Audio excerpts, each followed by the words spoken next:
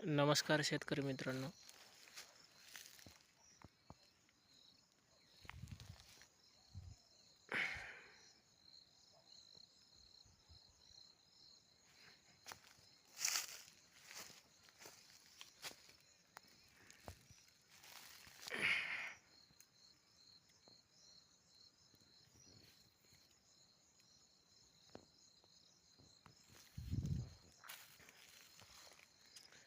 नमस्कार शेतकरी मित्रांनो. ही आहे रब्बी ज्वारी. तर या क्षेत्रामध्ये हे थोडं क्षेत्र आहे. या क्षेत्रामध्ये आम्ही जूनमध्ये देवडांगर हे पीक घेतलं होतं. त्याच्यानंतर रब्बी ज्वारी घेतली. रब्बी ज्वारीच्या कापणीच्या नंतर याला कापणी झाल्याच्या नंतर सुद्धा आम्ही याला एक पाणी दिलं. हे कमीत कमी पुन्हा दुबार कडबा व्हायची शक्यता वाढते. याला 2-3 पाणी जर दिले तर हा एवढा कडबा निघून आला आहे. याच्यानंतर एवढाच अजून क्षेत्र पुन्हा तयार व्हायची शक्यता आहे.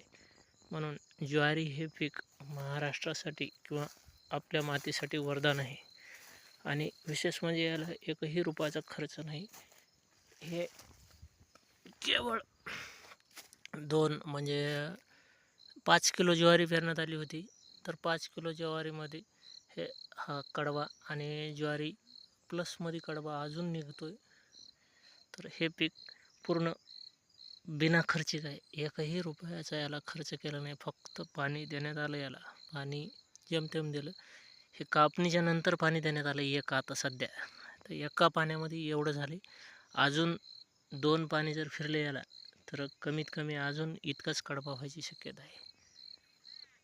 तर ही अशी पिकं घेणं गरजेचे आहेत की जेणेकरून 0 रुपया खर्च.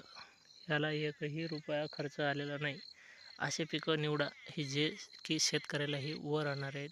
शेतकऱ्याची आर्थिक स्थिती सुधारणारे पिकं आहेत. जय शिवराय. धन्यवाद शेतकरी मित्रांनो. विशेष म्हणजे ही अशीच पिकं आपण ज्यावेळेस घेऊ त्यावेळेस शेतकरी हा आर्थिकदृष्ट्या संपन्न होईल. आता हे जे पीक निवडलं आम्ही याच्यामध्ये आम्ही विशेष म्हणजे गाईसाठी कडबा तयार करण्याचा प्रयत्न आहे. विशेष शेतीला जोड हा जनावरांचा असला पाहिजे. त्याच्याशिवाय शेतीची आर्थिक स्थिती सुधारता येणार नाही. धन्यवाद.